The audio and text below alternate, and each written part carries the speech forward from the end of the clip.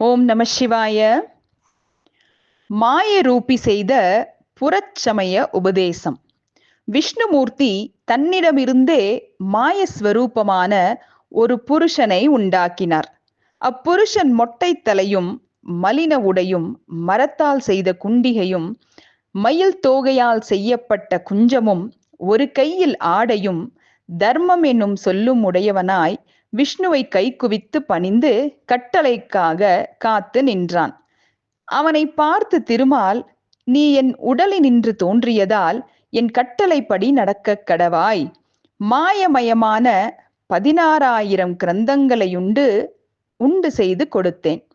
அது ஸ்ரௌதாச்சார ஸ்மார்த்தாச்சார விருத்தமானதும் வருணாசிரமம் இல்லாததும் இவ்வுலகத்திலேயே ஸ்வர்க்க நரகங்கள் உள்ளனவென்பதும் வேதம் பொய் என்றும் சாஸ்திரங்கள் கர்மவாதம் என்பதுமாய் உன் அக்கிரதங்களை நீ என்னிடம் கற்று தேர்ந்து விரிவுபடுத்த வேண்டிய ஆற்றலையும் என்னிடமே பெற்று பலவித மாயைகளையும் என்னிடமிருந்தே சுவாதீனமாக அடைவாய். தோன்றுதல், மறைதல், வசியம், அவசியம், சிநேகம், விரோதம் முதலிய விசித்திர வித்தைகள் யாவும் உனக்கு கைகூடும் என்று கூறி அவற்றை அவனுக்கு கற்பித்து, நீ திரிபுரம் சென்று அவ்வசுரர்களை உன் மாய வித்தையால் மயக்கி அவர்களுக்கு இந்த சாஸ்திரத்தை கற்பித்து அவர்களிடமிருந்து ஸ்ரௌத ஸ்மார்த்த ஆச்சாரங்களை உன் வலிமையால் விலக்கி திரைபுரம் நாசமாகும்படி செய்ய வேண்டும் என்று பணித்து அம்மாயா புருஷனை அனுப்பி வைக்கலானார். அவ்வசுரர்கள் உன்னிடம் வசப்பட்டு நீ சொல்லும் சாஸ்திரத்தை மோகித்த பிறகு உவர் நிலத்தை அடைந்து கலியுகம் வரும் வரையில் இருந்து கலியுகம் வந்த பிறகு உன் சிஷ்யர்களுக்கும் உன் பிரசிஷ்யர்களுக்கும் இக்கிராந்த சாஸ்திரங்களை போதித்து இவைகளை விருத்தி செய்ய கடவாய். இதை நீ செய்வதால் நீயும் என் பதவியை அடைவாய் என்று ஆசீர்வதிக்கவே மாயாரூபியானவன் 4 சிஷ்யர்களை படைத்து அவர்களுக்கு இவ்வித்தையை படிப்பித்து பண்டிதர்களாக்கி விஷ்ணு சமூகத்திடம் வந்து 4வருமாக வணங்கினார்கள்.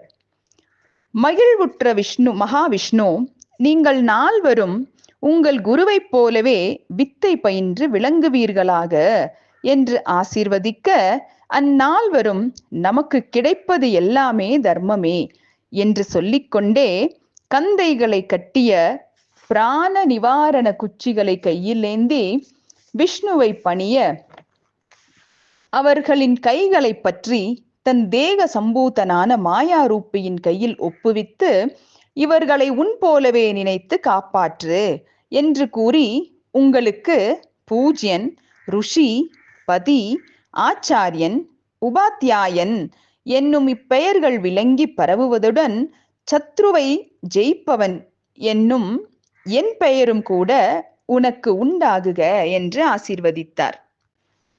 நீங்கள் இப்பெயர்களை உச்சரித்துக் கொண்டிருங்கள் என்று அவர் கூறியதும் மாயாரூபி நமஸ்கரித்து விடை பெற்று 4வரையும் உடன் கொண்டு திரிபுரத்துக்கு அருகில் ஒரு வனத்தில் இருந்து மாயை உடையவர்களையும் மயக்கும் மாயை செய்யத்தக்கதான வினோத வித்தைகள் செய்து கொண்டு இருந்தார்கள்.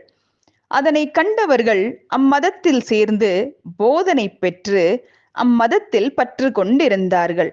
மாயையை கண்டோர் மதி மயங்கினார்கள்.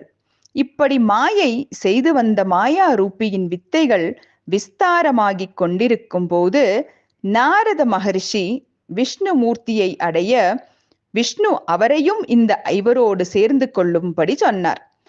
அதனால் மாயாரூபியும் அவர் சிஷ்யர்கள் 4வரும் அவருடன் நாரதருமாக 6வராக திரிபுர அசுரர்களின் பட்டணத்தில் பிரவேசித்தார்கள். நாரதர் முதலில் வித்யுன்மாலியை கண்டு, இவர் மகா புத்திமான், தர்மத்தை கர்மமாக கருதுகிறவர், இவரிடம் அநேக தர்மங்கள் உள்ளன, இவருக்கு சமமானவர் யாருமில்லை, நானும் இவர் சிஷ்யனாகி உபதேசம் பெற்றேன், நீயும் இவரிடம் மந்திரோபதேசம் பெற்றுக்கொள் என்று கூறினார். வித்யுன்மாலி நாரதரை நோக்கி, மகா புண்ணியரான தாங்களே உபதேசம் பெற்றுள்ள போது நானும் பெறுவதுதானே தர்மம் என்று கூறி மாயாரூபியை வணங்கி, மகானுபவரே, நீர் எனக்கு தீட்சை செய்ய வேண்டும் என்று வேண்டி நின்றார். மாயா ரூபியோ வித்யுன்மாலியை நோக்கி, அரசனே, நான் சொல்வதை தடையின்றி செய்ய வேண்டும் என்று சொல்வதற்கு முன்னரே அவ்வித்யுன்மாலி, தங்கள் கட்டளைப்படியே நான் நடப்பேன் என்றான். உடனே மாயாரூபி தன் வாயை மறைத்து கட்டி கொண்டிருந்த வெள்ளை துணியை நீக்கி, என் உபதேச மந்திரத்தை அடைக என்று தர்மங்கள் நசிக்க தக்கதான சில வகை மந்திரங்களை உபதேசித்து தீட்சை செய்வித்து, உன் பட்டணத்தார் அனைவரும் தீட்சதராக வேண்டும் என்று கட்டளை இட்டான். அந்த கட்டளையை சிரமேற்கொண்ட அவ்வரசனும் தன் பிரஜைகளை தான் தீட்சை பெற்றது போல் அவர்களும் பெற வேண்டும் என்று கட்டளையிட்டான். இதனால் மாயா ரூபியின் சிஷ்ய பிரஷ்யர்கள் நகரம் முழுவதும் தீட்சை செய்வித்து சமண மதத்தை பரப்பினார்கள். இன்றைய கதையில் இருக்கக்கூடிய சமஸ்கிருத சொற்களுக்கு விளக்கம் பார்க்கலாம். 16,000 கிரந்தங்கள் அப்படின்னு சொல்லி படிச்சோம் இல்லையா?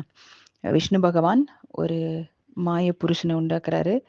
அப்போ ஒரு ஆணை உருவாக்குறாரு. அவருக்கு எல்லா வேதங்களையும் கற்றுக் கொடுக்குறாரு இல்லையா?